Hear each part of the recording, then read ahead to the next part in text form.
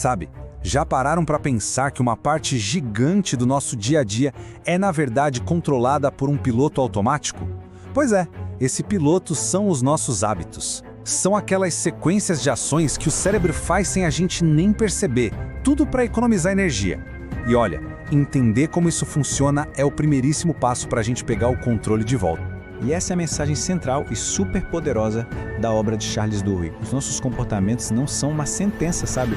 Eles não são nosso destino. A mudança, como a gente vai ver aqui, é totalmente possível. E a chave para isso, conhecimento. Então, o que a gente vai ver hoje? Primeiro, por que os hábitos não são nosso destino? Depois, vamos decodificar o famoso loop do hábito. Vamos falar da regra de ouro da mudança, descobrir o que são os hábitos angulares, entender que força de vontade é como um músculo e, por fim, falar sobre o poder da escolha. Bora lá? Certo. Vamos começar com o primeiro ponto.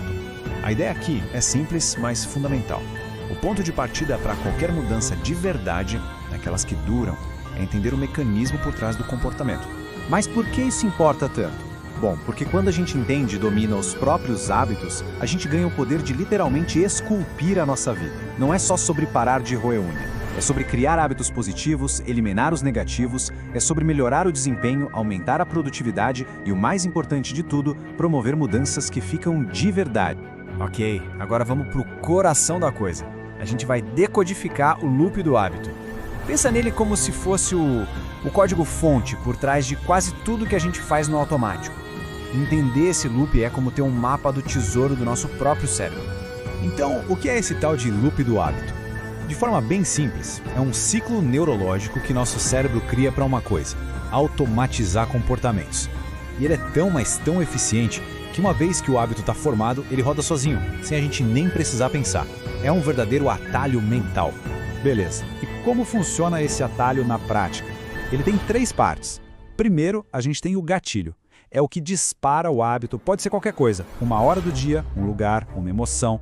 Depois do gatilho, vem a rotina. É a ação em si, o comportamento. E por fim, talvez a parte mais importante, vem a recompensa. É aquela sensação boa que faz o nosso cérebro pensar: opa, gostei disso, valeu a pena, vamos fazer de novo. E é essa recompensa que reforça o ciclo todo.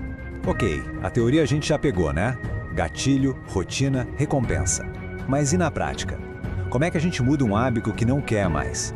É aí que entra a regra de ouro da mudança. Essa aqui é a ferramenta mais poderosa para isso. E o segredo é o seguinte: olha que genial! A ideia não é lutar contra o loop, mas redesenhar ele. O pulo do gato é manter o mesmo gatilho e a mesma recompensa, e só trocar o que está no meio, a rotina. Vamos para um exemplo, para ficar bem claro? Imagina aquela vontade de comer um doce à tarde. O gatilho? A queda de energia, o tédio ali pelas 3 da tarde, a rotina, ir lá e comer um chocolate. E a recompensa? Um pico de açúcar, um momento de distração. Agora, usando a regra de ouro, a gente mantém o gatilho, que é a queda de energia, e a recompensa que a gente busca, que é o relaxamento. Mas a gente substitui a rotina. Em vez de comer o doce, que tal uma caminhada de 5 minutos? O resultado é o mesmo, um momento de pausa, só que com um hábito muito mais saudável. Agora vamos elevar um pouco o nível da conversa. Já imaginou se existisse um tipo de hábito que, ao ser mudado, criasse um efeito dominó positivo na vida? Pois é, eles existem. São os chamados hábitos angulares, ou, no termo original, Keystone Habits. Pensa neles como uma alavanca. São hábitos fundamentais que, quando a gente mexe neles, disparam uma reação em cadeia. A gente foca em mudar uma coisinha e, de repente, outras áreas da vida começam a melhorar automaticamente, quase sem esforço. E o mais legal é que eles geralmente são coisas simples. Por exemplo, exercício físico regular, organizar as finanças, planejar o dia seguinte. Parece básico, né? Mas o impacto é gigante.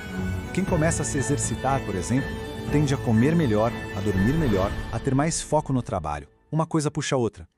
O desafio aqui é descobrir qual seria o seu hábito angular.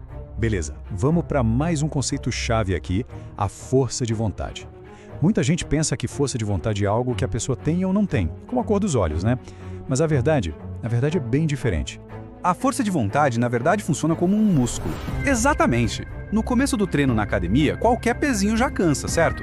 Mas com prática, com consistência, o músculo fica mais forte. Com a força de vontade é a mesma coisa. Ela pode ser treinada e fortalecida. Isso é uma ótima notícia porque significa que autocontrole não é um dom, é uma habilidade que qualquer um pode desenvolver. E aqui está o ponto crucial. Motivação é ótima, mas ela vai e vem. Quem nunca acordou super motivado e no dia seguinte não queria nem levantar da cama? Pois é, o sucesso de verdade, aquele que dura, não depende desses picos de inspiração. Ele depende da construção de rotinas, de hábitos. Porque os hábitos estão lá, funcionando, mesmo nos dias em que a motivação tirou folga.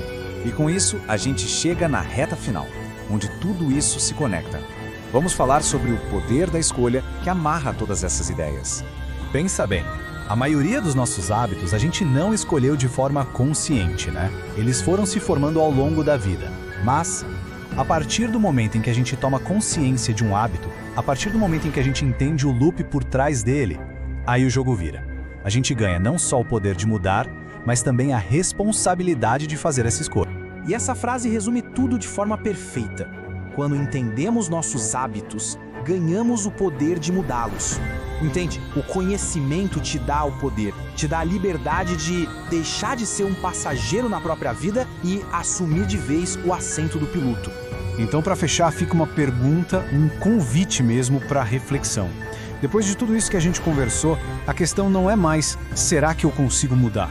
A questão é, qual hábito vai ser o primeiro a ser reescrito? A escolha de começar agora pertence a cada um.